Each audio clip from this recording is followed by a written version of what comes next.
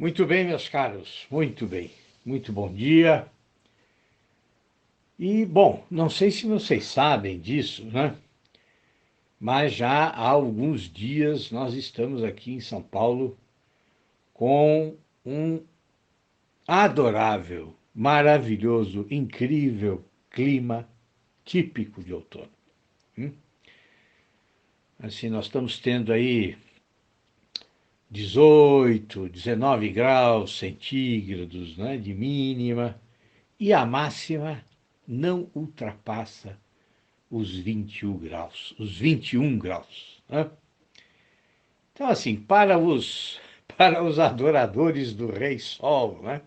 Do verão tropical, bom, deve estar sendo decepcionante, né? Mas, assim, para mim, bom, esse é o melhor verão de muitos anos, meus caros. Né?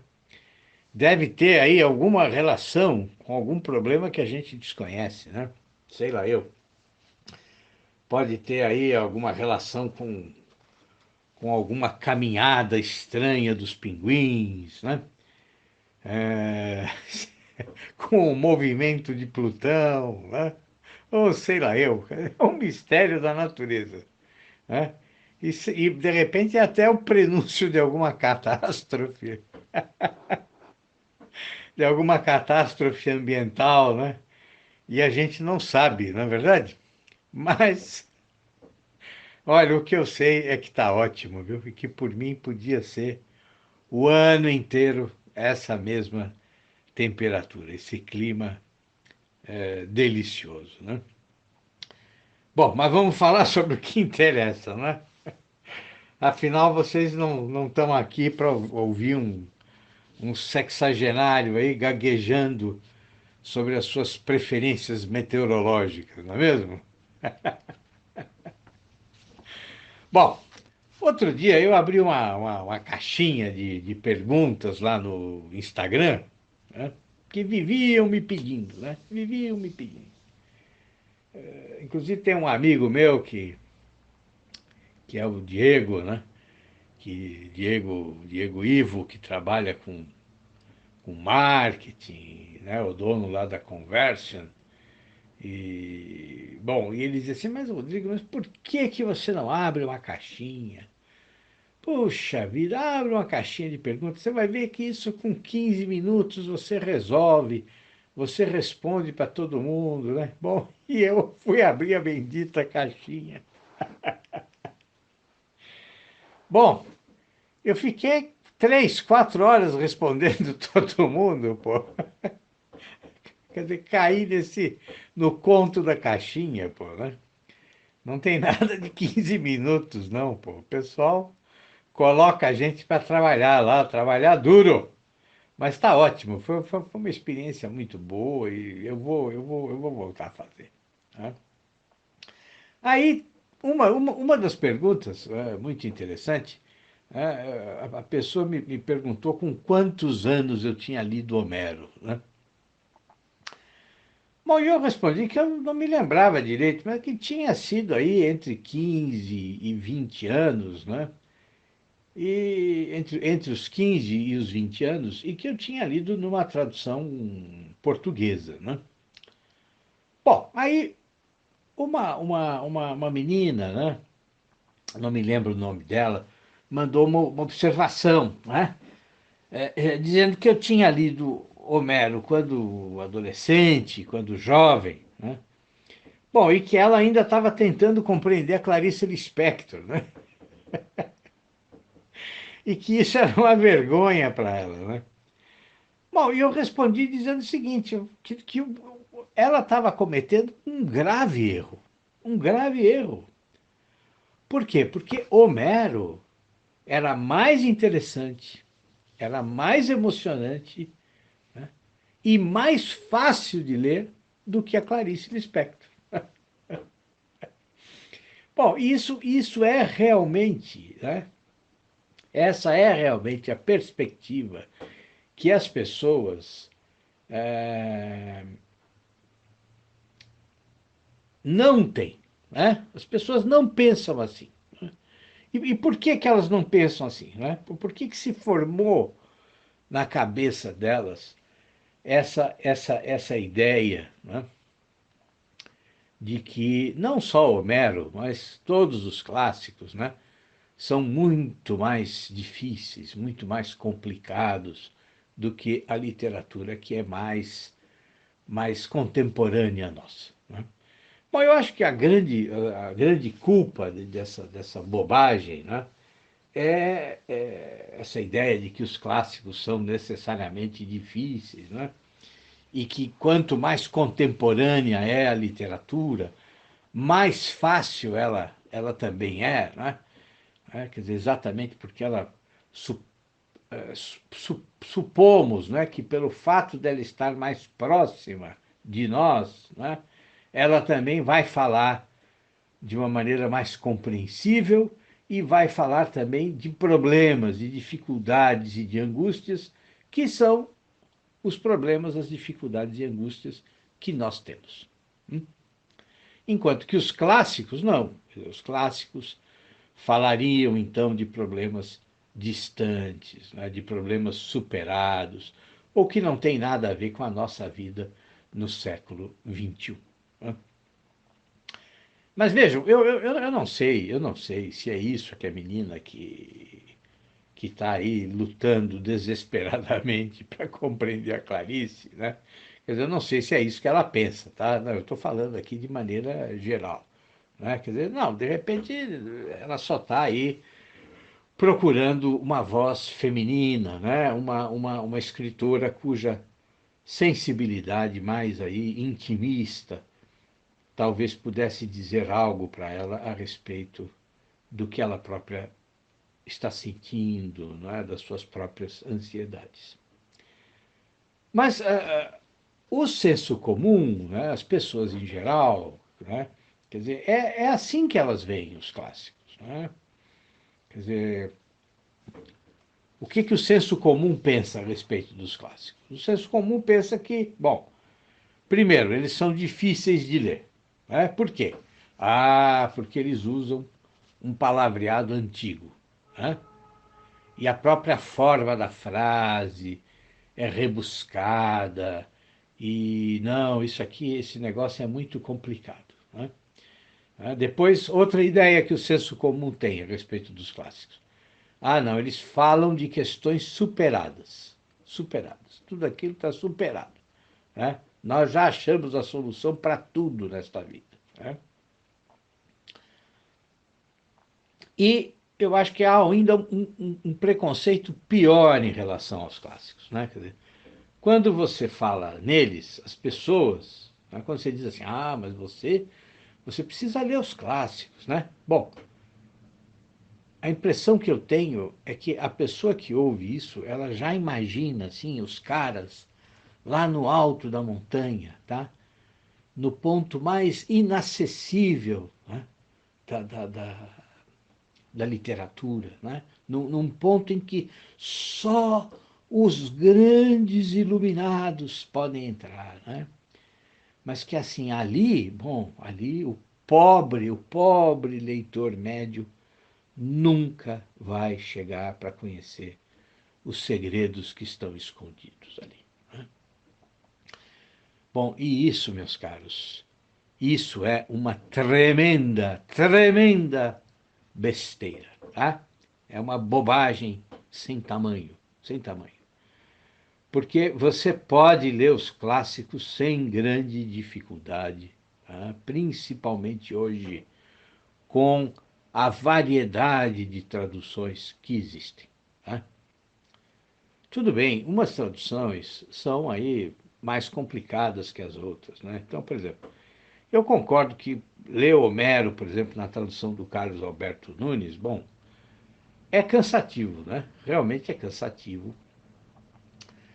Por quê? Porque, bom, o Nunes, assim, me desculpem as pessoas que gostam do Nunes, tá?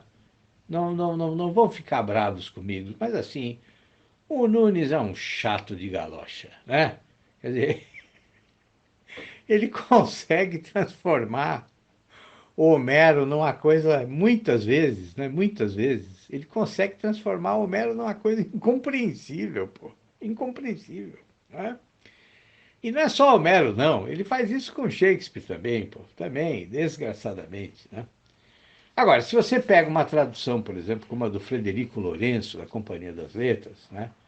Naquela coleção Penguin, bom, aquilo é uma delícia, né? E não é uma delícia porque o Frederico Lourenço facilitou a leitura ou quis fazer uma ediçãozinha mais didática, né? Não, não. É porque ele traduz bem mesmo, né? Traduz bem, traduz muito melhor que o Nunes, tá? Bom, mas eu não quero falar do Homero aqui hoje, muito menos dessa questão das traduções, tá? Eu quero falar, né, de um outro clássico, que é, que é incrível, que é incrível, tá? E é um cara chamado Sêneca, tá? Sêneca. Bom, que não é grego, né? Mas é latino, né? Quer dizer, é um escritor romano, né? Então, portanto, é bem posterior ao Homero, né? E, bom, mas ele foi um dos mais completos intelectuais da antiguidade, né?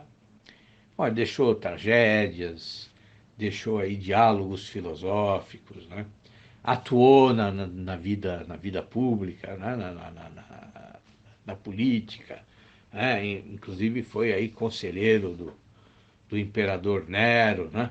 Foi exilado, né? E também deixou, né, uma incrível coleção de cartas, tá?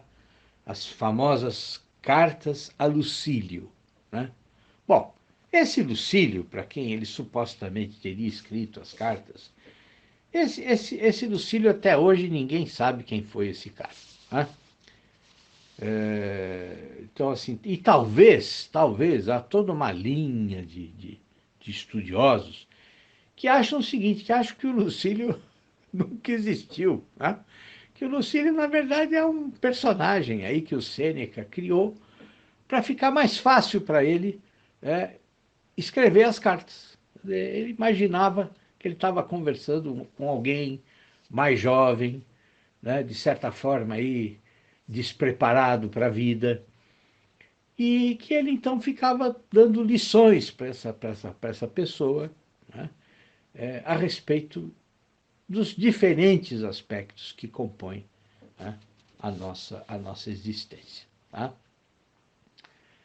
Bom, e o Sêneca escreve então essas cartas aí, acho que nos 3 ou 4 últimos anos de vida, né? Bom, e as cartas? As cartas, elas são deliciosas, tá? São escritas assim num estilo claro, fluente, né? Falam sobre os mais diversos assuntos, né? Como se o Sêneca realmente quisesse ensinar, né, o Lucílio, ou nós, né? Os seus leitores, né? Como se ele realmente quisesse nos ensinar a viver, né? Mas né? Ele fala com uma proximidade assim paternal, né?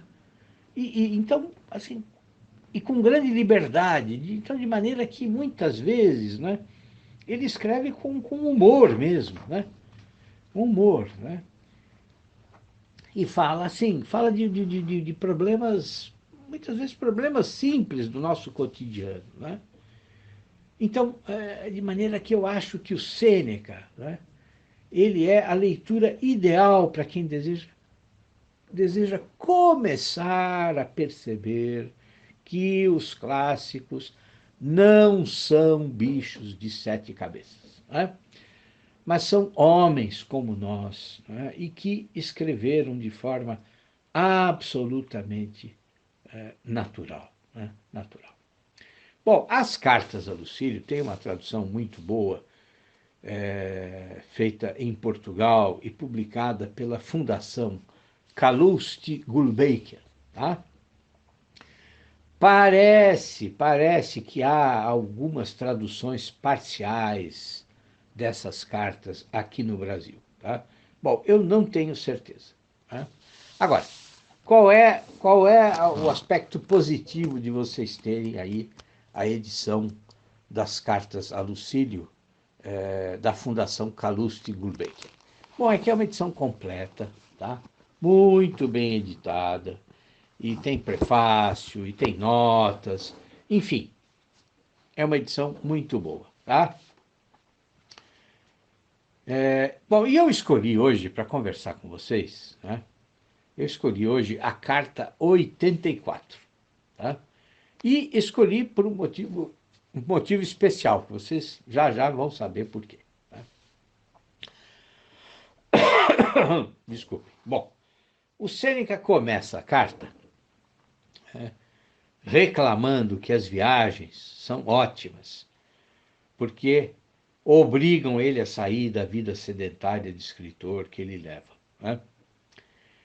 E ele reclama por quê? Bom, porque diz que nas viagens ficam sacudindo ele aí de um lado para o outro, né? E isso é muito engraçado, porque eu vou ler o trecho para vocês, tá? O início da carta. Então ele diz assim: estas viagens que me forçam a sacudir a minha indolência são ótimas, acho eu, quer para a minha saúde, quer para os meus estudos. Ótimas para a saúde é fácil de ver por quê. Como a minha paixão pela escrita me torna sedentário e descuidado com o corpo, sempre vou fazendo um pouco de exercício à conta dos outros. E isso é muito engraçado, porque assim, ele está dizendo que ele está viajando, né? E que ele está sacudindo a indolência dele, mas assim, na verdade, ele viaja carregado numa liteira por escravos, né? Então, assim, de maneira que ele não está fazendo esforço nenhum, né? Quer dizer, então é por isso que ele fala aqui com ironia, né? Que ele vai fazendo um pouco de exercício à conta dos outros. Quer dizer, na verdade, são os outros que estão fazendo exercício para ele, né? Bom, mas aí ele continua dizendo, ele diz assim, bom, então eu expliquei por que as viagens são ótimas, né, para fazer exercício, para a minha saúde, né? Agora, mas por que são boas para os meus estudos também? Né? E ele diz assim, porque não interrompi as minhas leituras. A leitura é, de fato, em meu entender, imprescindível. Né? Primeiro, para me não dar por satisfeito só com as minhas obras. Segundo, para, ao informar-me dos problemas investigados pelos outros, poder ajuizar das descobertas já feitas e conjecturar o que ainda há por fazer. Né? Então vejam só que interessante, né? Esse homem está no fim da vida dele, né? Já é uma pessoa idosa, né? Mas, assim, é um homem brilhante, né? Que já tem uma obra aí consagrada, já é respeitado, né? Em todo o Império Romano, né? Mas ele continua pronto para descobrir nos outros autores o que eles investigaram, né? E, claro, o que ele não sabe. Né? E não só isso, quer dizer, continua pronto também para conjecturar, quer dizer, para deduzir, para supor, né, o que ainda pode ser feito pela inteligência humana. Né? Então, na verdade, eu escolhi a carta por isso, né, pelo que ele fala a respeito da leitura. Bom, e ele continua falando, então. A leitura alimenta a inteligência e retempera das fadigas do estudo, sem, contudo, pôr de lado o estudo. Não devemos limitar-nos nem só à escrita, nem só à leitura. Uma diminui-nos as forças, esgota-nos. Estou me referindo ao trabalho da escrita. A outra amolece-nos e embota-nos a energia. Devemos alternar ambas as atividades equilibrá-las, para que a pena venha a dar forma às ideias coligidas das leituras. Como sói dizer-se, devemos imitar as abelhas que deambulam pelas flores, escolhendo as mais apropriadas ao fabrico do mel, e depois trabalham o material recolhido, distribuem-no pelos favos e, nas palavras do nosso Virgílio, o líquido mel acumulam e fazem inchar os alvéolos de doce néctar. Bom, então isso é muito interessante, né? É muito interessante, quer dizer, ele sugere então um equilíbrio entre leitura e escrita, né? Então vejam que eu sou um bom leitor de Sêneca, né? Porque é exatamente o que eu vivo insistindo com vocês, né? O escritor, ele tem essas duas tarefas cotidianas que ele não pode abandonar, né? Ler e escrever, né? Mas, quer dizer, nós devemos alternar essas atividades, equilibrá-las, né? E aí vem uma coisa interessante que o Sêneca diz, né? Para que a pena venha a dar forma às ideias coligidas das leituras, né? Quer dizer, para que a sua caneta, o seu lápis ou o seu teclado, né, quando você for escrever, então dê forma, né? Dê uma forma nova a todas as ideias que você descobriu durante a sua leitura, né? E que, nesse sentido, então, você precisa fazer como as abelhas, né? Que ficam aí indo de flor em flor e escolhendo as mais apropriadas e sugando ali o material dessas flores e depois transformando esse material em mel, né? É uma comparação muito bonita, muito simples, né? Mas muito bonita e muito bem escrito, né? Percebem como o estilo dele é um estilo muito objetivo, né? Muito objetivo. Bom, aí a carta vai, ele faz levanta aqui uma série de reflexões do que a ciência da época discutia, né? Quer dizer, se a abelha já fabricava o mel dentro dela, ou se depois era um processo que ela desenvolvia, não é? Lá dentro, lá junto com a sua colmeia, enfim. Ele faz aí um pequeno trecho discutindo essa questão aí biológica, né? Mas aí ele retoma o assunto da leitura. E ele diz assim: bom, mas já estou aqui a derivar para outro assunto. Voltemos à questão essencial.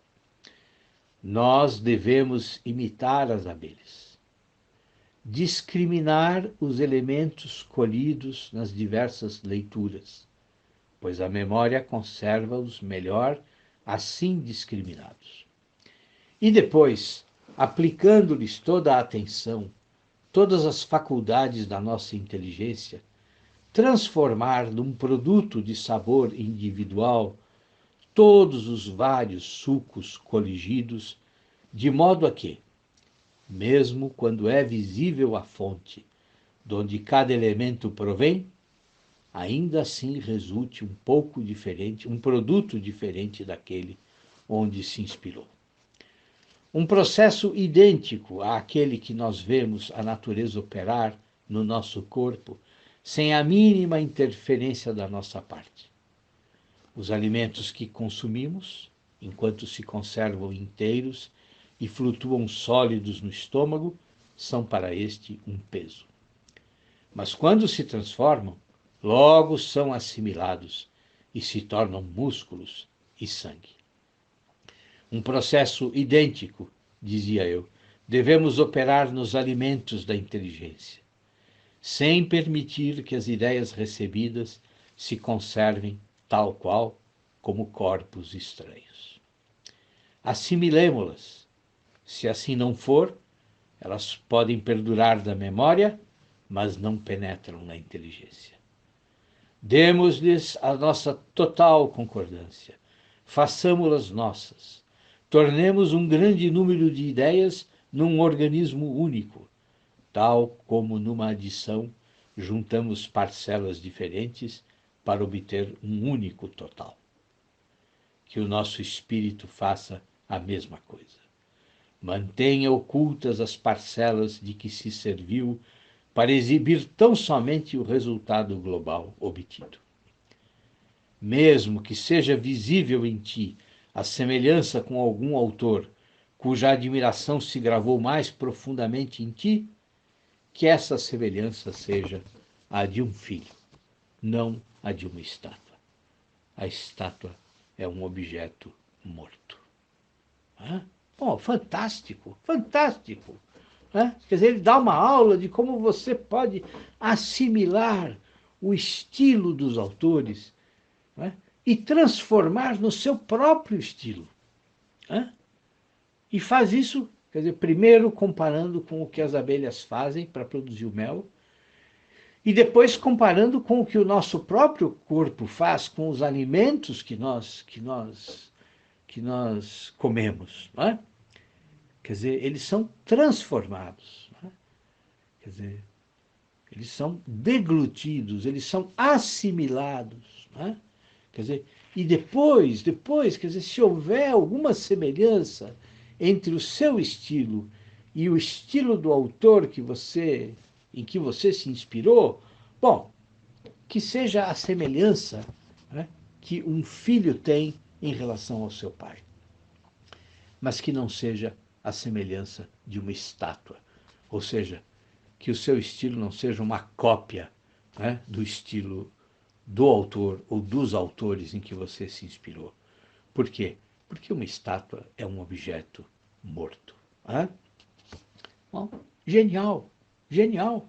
Quer dizer, é uma lição de como nós vamos formando, podemos formar o nosso próprio estilo de escrita. Quer dizer, uma das lições mais antigas, uma das lições mais repetidas. Eu próprio vivo dizendo e ensinando isso aos meus alunos. E está aqui em Sêneca, numa carta aí, escrita talvez aí pelo ano 60 depois de Cristo, e de forma tão simples, tão clara, e também tão bonita. Ele continua falando de algumas outras coisas aqui nessa carta, mas depois tem um outro trecho muito bonito. Ele diz assim: é assim mesmo que eu quero o nosso espírito, que ele domine muitas técnicas, conheça muitos preceitos e exemplos de muitas épocas, mas tudo isso dotado de uma alma própria e individual. Quer dizer, é isso que o Sêneca nos ensina. E essa é a grande lição que deve acompanhar todos nós na nossa busca pelo conhecimento, nas nossas leituras diárias. Quer dizer, uma leitura variada, ampla, como eu já disse várias vezes a vocês, passando por diferentes autores, nunca se prendendo a uma única escola literária, mas uma leitura sem preconceito. Quer dizer, se abrindo aí a diferentes estilos, a diferentes épocas, a diferentes escritores, mas dotando tudo isso com a nossa própria alma, com a nossa própria individualidade, e absorvendo todas essas lições para criar o nosso próprio estilo.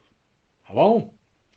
Então é isso, meus caros. Quer dizer, os clássicos não são bichos de 7 cabeças. E está aqui o exemplo do Sêneca, que vocês deveriam ler constantemente. Tá bom? Olha, um grande abraço para vocês e tenham um ótimo final de semana, porque hoje já é sábado e segunda-feira estamos aqui de volta, se Deus quiser. Tá bom? Um abração para vocês. Tudo de bom.